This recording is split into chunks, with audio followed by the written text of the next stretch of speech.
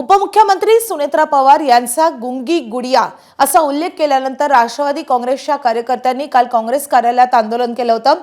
आज काँग्रेस कार्यकर्ते राष्ट्रवादी काँग्रेसच्या कार्यालयावर आंदोलन करण्याची शक्यता आहे। ही बाब लक्षात घेत पोलिसांनी मोठा पोलीस बंदोबस्त मंत्रालयासमोरच्या राष्ट्रवादी काँग्रेसच्या कार्यालयासमोर लावलाय। याचा आढावा घेतलेला आहे आमच्या प्रतिनिधींनी, आपण पाहूया। राष्ट्रवादी काँग्रेस पक्षाच्या राष्ट्रीय अध्यक्षा सुनेत्रा पवार यांच्या बाबतीत काँग्रेसच्या प्रदेश कार्यालयाकडून गुंगी गुडिया असा उल्लेख करण्यात आला आणि त्यानंतर राष्ट्रवादी काँग्रेस पक्षाच्या कार्यकर्त्यांना थेट काँग्रेसच्या कार्यालयामध्ये धाड मारल्याचं पाहायला मिळालं। काल दिवसभर मोठ्या प्रमाणामध्ये गोंधळाचं वातावरण निर्माण झालं होतं। अनेक काँग्रेसच्या कार्यालयांवर राष्ट्रवादी काँग्रेस पक्षाच्या कार्यकर्त्यांना त्या ठिकाणी जाऊन निषेध व्यक्त करण्यात आल्याचं देखील आपण पाहिलं होतं।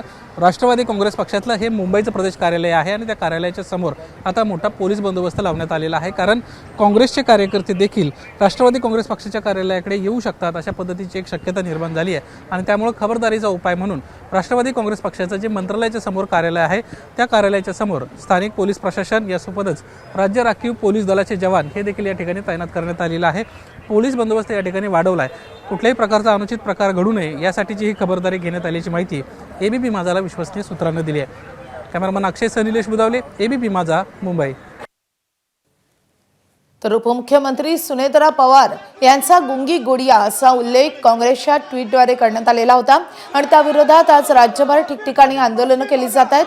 मुंबईमध्ये काल राष्ट्रवादीचे कार्यकर्ते आक्रमक भूमिका घेत काँग्रेसच्या कार्यालयामध्ये घुसलेले होते आणि त्यामुळे मोठं तणावाचं वातावरण निर्माण झालेलं होतं आणि आज या विरोधात राष्ट्रवादी काँग्रेसनं राज्यभरात ठिकठिकाणी आंदोलनं केली आहेत।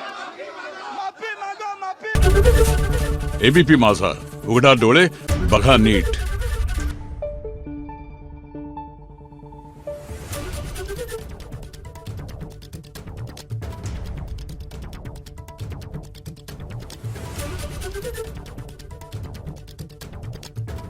Thank you.